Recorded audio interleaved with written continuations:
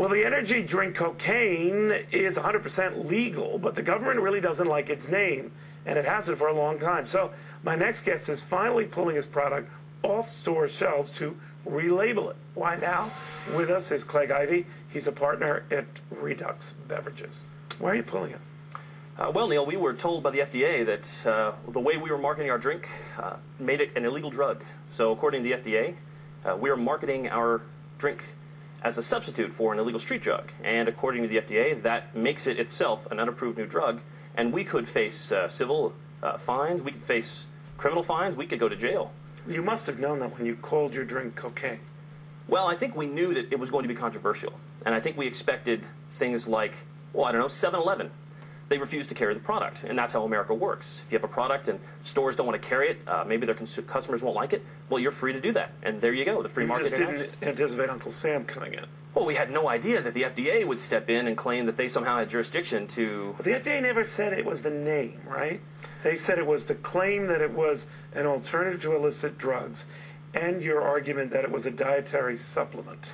Well, a lot of energy drinks are marketed as dietary supplements. And while the FDA never came out and said, it's the name, we changed a lot of our marketing after getting that warning letter on April 4th.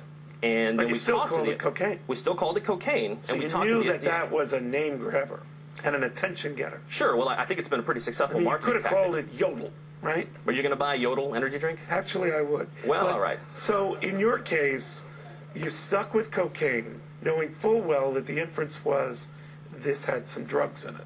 What it has is 3 times the normal caffeine. Well, now, Neil, I don't think there's any inference that there are drugs in this. No, but most people would think, hey, cocaine, man. Most people would think, cocaine, that's funny. That's hilarious. I love the idea of a drink. No one's going to So what are you going to rename it?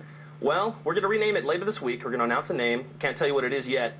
It's another drug or what? It's not a drug, but we think it's going to be in the same cheeky spirit and... I'm not here to give you ideas. Yodel is a biggie. But that's a freebie to you. It's a freebie to you. Yodel energy drink. But in other words, the penalty for keeping it on the store shelves is you'd be facing lawsuits, right? Absolutely. And what we don't want to do is go to jail. Now, we're going to fight the FDA on this. I mean, make no mistake.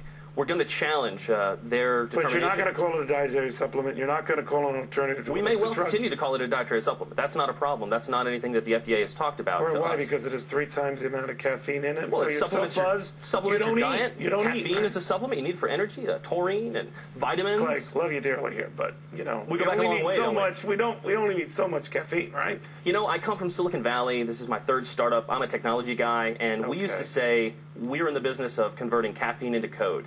And I tell you what, the wasteland of Diet Coke cans and other kinds of energy drinks. Clegg, bottom line, you've made a fortune doing this. This is exactly what you wanted, and you're off to the races, right? Well, we certainly hope to continue to race. What we'd like to do is steal some of Red Bull's market share. Remember what I said about Yodel? Yodel, Clegg, gotcha. Thank you very, very much. All right.